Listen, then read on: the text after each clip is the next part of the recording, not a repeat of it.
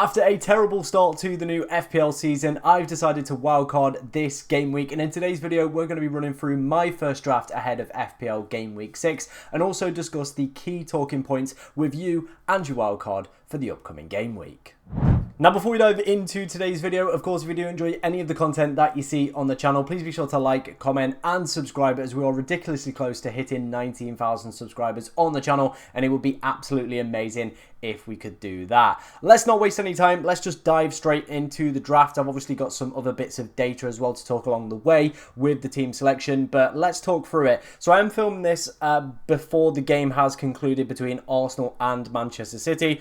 City have just gone 1-0 up, so that rules out the Arsenal clean sheet for this week. However, longer term, they've got some great fixtures coming up. They've got some really good projections as well, which we'll see in a second on the 11 of 5 model. Some really great numbers. So we've gone for that double up in terms of Gabriel and David Raya, just to fully focus, like I said, on one of the best defensive units within the league, with some great fixtures coming up. They've obviously got Newcastle away, who've been very, very light in front of goal. Obviously, I know they bought Waltemada, they've got Visser, but those new players haven't gelled so far in the Premier League, and Newcastle just haven't been scoring goals. They've not found a way to, of course, replace Alexander Isak, and I think going up against one of the most, prolific defences in the league, probably not going to be the game where they break that duck. So I'm feeling pretty confident about the double Arsenal defence longer term, despite, of course, conceding today against Manchester City. The other defenders that we do have within the side are all absolute DEFCON monsters. We're going to talk more about those in a second. We've got a nice little special graphic coming up. So we've got Tarkowski,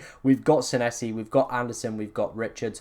All of these guys for me represent absolutely amazing value. All of them have, just been smashing defensive contributions out of the park. So Tarkowski and Senesi, for example, have hit defensive contributions in all of their games so far this season. So have picked up an additional 10 points. Just from defensive contributions. And if you factor that in, say, like somebody like Florian Wirtz, who I've had at the start of this season, he hasn't even managed to hit that just across his 5 games. Never mind what these guys are doing with just defensive contributions. So I do think it is a metric that is absolutely broken. If I was wildcarding this week, I would probably select one premium defender like a Gabriel and then completely look at those DEFCON beasts, because like I said, they're just going to continually keep racking up points across this season. It's a broken metric. You need to be, of course, fully looking to take advantage of that. Like I alluded to, we do have some data from 11 of 5 here. You can see it. Of course, if you want to go and check it out, there is a link to their website in the description. Arsenal's numbers, as you can see, I think that game week 33 one could definitely be higher, and I think when the bookmakers data does come out, given Newcastle's disappointing start in front of goal at the start of this season, that could be a lot higher. Game week 7, 51%, and game week 10, their other highlight, with 57%, but game week 8 and game week 9 with 43 and 44%, also looking pretty decent as well. That's why we've gone for them. I think maybe a Newcastle defender could also potentially be worth a shout as well. Dan Burn's been pretty good with the DEFCON and maybe could sneak his way into one of my drafts in the next few weeks. We're seeing Bournemouth's numbers be pretty decent as well. 33% for game week 6 and game week 7. Game week 9 as well, a 37% probability, with Senesi, of course, being a DEFCON beast as well. I don't mind loading up onto that one and kind of, jumping full into that. Same goes with Everton as well. Tarkowski's just been an absolute monster. He's probably going to crop up with an odd goal or two as well at the start of this season. And like I said, 36 and 40% in game week 6 and game week 10. You can pretty much rely on this guy to go and get you that 3 or 4 pointer, even in those more difficult fixtures as well. So I'd be happy to even play him in those more difficult fixtures with a lower percentage chance of a clean sheet. For example, in game week 8, I'm still probably going to end up rolling him out because, like I said, he has been just so prolific with those defensive contributions. That is how my defense is lining up. Let's go and dive into the midfield. Okay, wasting no time, let's head straight into the midfield then. This is, of course, how we are lining up for game week 6. So we've got Ndai, Caicedo, Semenyo, and Bruno Fernandes. Let's talk about Moises Caicedo and why he's in there, because I'm probably going to get asked the most questions about him. So let's bring up our DEFCON graphic. Obviously, as you can see, we've got our other defensive contribution monsters that I spoke about already in Anderson, Tarkowski, and Senesi with 10, 10, and 8 already. As you can see, Senesi absolutely racking up the points early doors in this season. Obviously, Bournemouth have been quite good defensively, keeping quite a few clean sheets. Everton and Fulham haven't been as prolific, but as you can see, the points have still been trickling in with those defensive contributions just racking up nicely for Tarkowski and Anderson. But another player who has been doing it very, very consistently in the midfield has been Moises Caicedo. It's only been one game where he's not managed to hit DEFCON this season. I think he's probably going to play in every single Premier League fixture for Chelsea across this campaign as well. That's how important he is. He's going to play 90 minutes. And like I said, you've taken a guy whose baseline points have gone from a 2 up to a 4. You factor in that Chelsea are probably more likely to keep clean sheets as well this season. That probably boosts him up to a 5 most weeks. You factor in then maybe he, does get the additional kind of, attacking return along the way, which he has done already this season. You can very easily start to look at some double-digit hauls sprinkled in there. But across the board, like I said, he is just going to be one of those players that most weeks I would be very, very happy just to roll him out. He's probably going to pick up, 4 to 5 points most weeks. If he picks up a yellow, that either drops down to a 4 or a 3-pointer. But overall, I'm pretty happy with just rolling a player out like that is just going to consistently score across the basis of this season. Now, I'm going to make a big statement here, and I'm going to say that he is going to outscore the likes of probably like Ndai, Eze, Gordon, all these picks that have their purple patch moments and are going to be good picks across the course of this season. I think Caicedo will be above them all because he'll just be continually, week in, week out, just picking up his 4 or 5 pointers and just adding to his total every single week. He's already outscoring people like Dewsbury Hall, who people were absolutely raving about. Reinders as well. Like, he just is one of those picks that is just going to consistently just nibble away at other people and just continually just pick up big point scores, and that's just what this game is about, consistency. And I think come the end of the season we're going to see Caicedo right up there, kind of within his price bracket, and probably I would say within the 6 and the 7 million price bracket as well, unless somebody has an absolutely game-breaking season. Let's talk through then the rest of this midfield, and they've all got very, very similar qualities. They can all hit defensive contributions, and Dai and Semenyo have done that this week. Bruno Fernandes, of course, has done it in previous weeks. They've all got penalty appeal as well, and Dai the penalty taker for Everton, Semenyo the penalty taker, while of course Justin Kluivert isn't on the pitch, and Bruno Fernandes, we know, is still the confirmed penalty taker for Manchester United after missing that one earlier in the season against Fulham. Now, let's start off first with Ndai. I really, really like him. I think it's a great fixture he's got this week as well. It would not surprise me to see Everton win this game and that be the end of Graham Potter. It would be so written in the stars that, of course, David Moyes ends, the West Ham manager's kind of a future at his club, and they're kind of like, why did we ever sack him? That is genuinely what I think will happen this weekend. I'm already writing it in the stars. Semenyo has just been an absolute beast. Even today when he did absolutely niche, he managed to pick himself up a 5-pointer off the back of those defensive contributions that he got as well. Again, like I said, 90-minute man, no European football as well. That's another big key thing, I think, noting with our midfield. A lot of people are probably going to be looking at the likes of maybe like a Reinders, taking a gamble on like a Phil Foden. Some people might go back towards Cole Palmer potentially if we get positive news around him.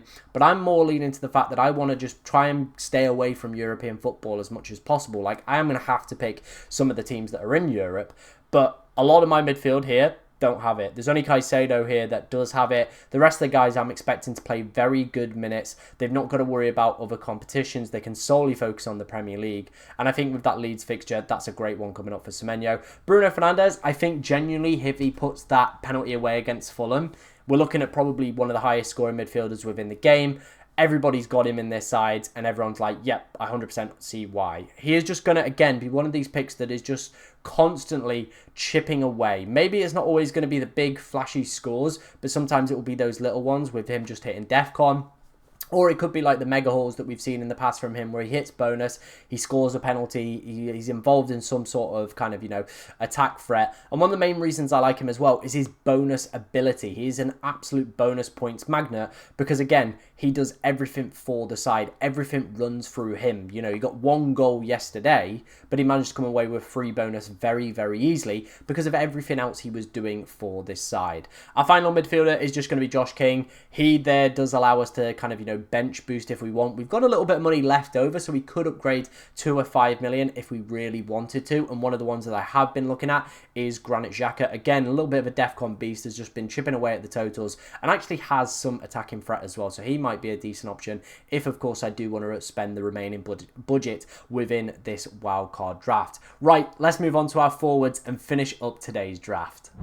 Okay, let's complete our lineup for today then. We've gone for 3 big forwards here. We've gone for Gyökeres, João Pedro, and of course Erling Haaland. Like I said at the start of today's video, I am filming this while the Manchester City game is on. So of course if Gyökeres, Haaland or Gabriel Herrera do pick up injuries, I will note down in the comments my suggested replacements that I would go for. But Haaland, let's start with him, man. He is going to be everybody's captain in game week 6. I think so many people that aren't on wildcard are probably in a really good position here because they're going to be looking at him as triple captaincy potential. I think they are going to have a big advantage over us wildcarders this week. I am expecting to see this guy's ownership go up and his effective ownership be very high next game week. He's going to absolutely smash it out of the park against Burnley. So I think a lot of people are of course going to be looking at that. Again, going to those 11FI numbers as well, we are seeing some great numbers projected for Manchester City over the next few weeks, but game week 6 is their big key standout fixture, and that's why I said a lot of people are wildcarding to get Haaland in, or of course looking to bring him in this game week as well. Already scored in the game against Arsenal as well. Let's see if he can go and grab himself some more. Hopefully for my rank, not anymore. Keep it just to 1. Save the rest of the goals for next week, Erling. Okay, lad. Gyökeres again had that nasty cut on the back of his head in mid-week. We're going to have to wait and see what sort of minutes he gets today. If he comes off around 60 again, probably would be a player that I maybe would avoid and keep my other Arsenal spot available and open. Maybe I could be tempted to go with triple Arsenal at the back. Obviously, we saw those numbers looking really good from 11FI, and that is something that I potentially could be tempted with, and maybe drop Gyökeres down to a cheaper forward and put a little bit more money back into the midfield as well. Maybe upgrade King to a kind of, like a 6.5 potentially. Maybe even a Reinders could be the situation if he gets an early substitution. But again, we are seeing really good numbers on 11FI post game week 7. They're looking really good. And of course, that is where I would like to have Arsenal's leading number 9 for that time period. Then of course, probably look to downgrade that position in the next few weeks. And probably around game week 9, look to go and get Cole Palmer within this side with a good turn of fixtures for Chelsea. But for right now, with him being a little bit of a minutes doubt, dealing with some injury issues off the back of Club World Cup, I think probably going for Gyökeres, if he can see decent minutes and retain the penalties, definitely going to be a great shout. Our final forward, before we finish, is going to be João Pedro. Now, I haven't gone with João Pedro at the start of this season, and there were reasons why, but those reasons have changed. His minutes have looked very good. At the moment, he is Chelsea's probably main man, isn't he, really? He's got some potential to be on penalties. I know Enzo is probably going to be the penalty taker, but there is that penalty appeal. Palmer's injury, Delap's injury, probably means that his minutes are going to still be very consistent. We saw another 90 out of him there. Of course, my big concern is the kind of, fixtures that João Pedro's got coming up. There's a lot of games. Chelsea play midweek against Lincoln. I think if he played that, it definitely would raise a lot of red flags, but I think he'll probably miss out on that fixture. That's probably one that Mark Gui will probably come in for. So he should be back for the Brighton game at the weekend. Then they've got Champions League, then another league game before he heads back off for international break as well. And there were some doubts around Maresca obviously saying, the last international break around his comments. So again, I'm not fully fulfilled, and maybe João Pedro might be one that does drop out the closer we get to the deadline, but he has started the season really strong. His minutes look good, and with the Chelsea continuing injury situation, I am backing him to still probably be quite a good asset for the next few weeks. Obviously around game week 9 as well, when those Chelsea fixtures do turn, I would of course like to get him within the side. That is my wildcard team. Now I did put it into Fantasy Football Hub's tool last night. It gave it a 95% AI rating. Of course, if you want to go and get your AI draft rated, there will be a link in the description to their website as well. They're still running their 50% off sale, so fully go and take advantage of that while you can.